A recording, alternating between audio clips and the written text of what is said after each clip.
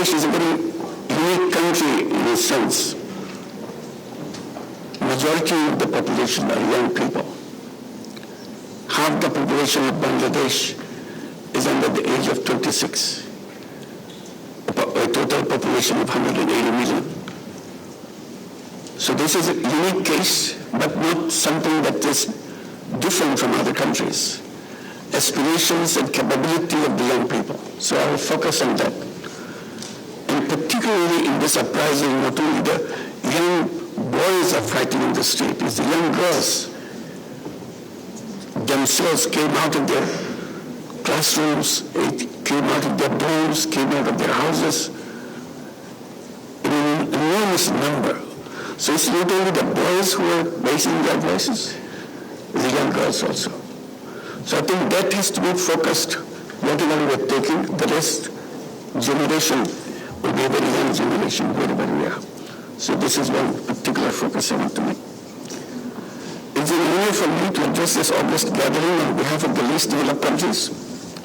We gather here at a time when conflicts, climate shocks, debt distress, and pandemics have derailed our hard-earned development gains. The annual SDG financing gap now stands beyond $4 trillion. The LDCs suffered the most as extreme poverty rises with diminishing development assistance, decreasing foreign direct investment, and widening digital divide. In many of our countries, the annual GDP growth continues to lag behind this 7% SDG target. I stand before you with a clear message from over 1 billion people. We want peace, dignity, and opportunity for sustainable development. And in this context, let me highlight a few key priorities for the LDCs. First, the Doha Program of Action must move from promises to progress. The development partners must fulfill a ODA commitment of 0.2% scale-up grants and concessional lending, and ensure that financing aligns with national priorities. Second, the debt crisis is a pressing systemic challenge. LDCs urgently need immediate liquidity support, broader debt relief, and climate-linked state contingent debt instruments. Reforming the global debt framework has become an imperative of our time. Third, to address the far-reaching impact of climate change on LDCs, climate finance must be scaled up urgently with simplified access.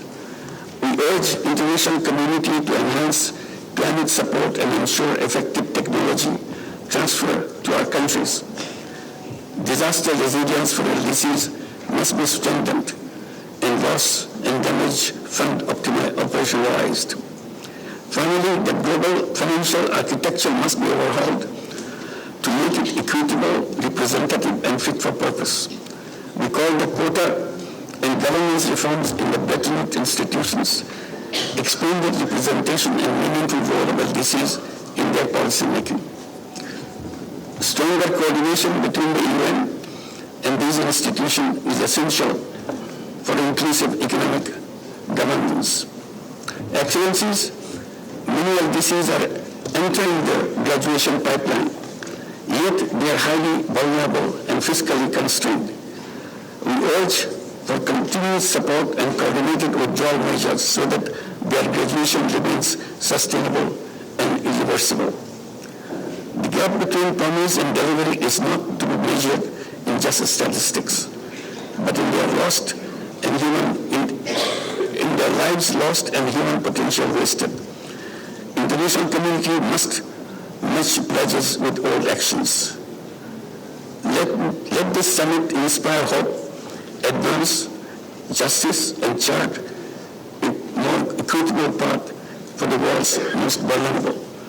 Before I conclude, I will also add one more thing about what I mentioned about Bangladesh, and it's repeated in Nepal. So young people rising against the government taking down. So it's not extreme phenomenon. I think this is going to be a norm. Young people expressing themselves in a very expressive way, which may not be very conducive in some cases. But before we burst into those kind of expressions, we should be taking consideration of making the life for the young people different than it had been. Young people represent a new future. And this is a very different kind of generation than we ever been going through in our lives, in our history. So my attention that I want to draw, we have to reorient our thinking in terms of the young people. Thank you very much, sir.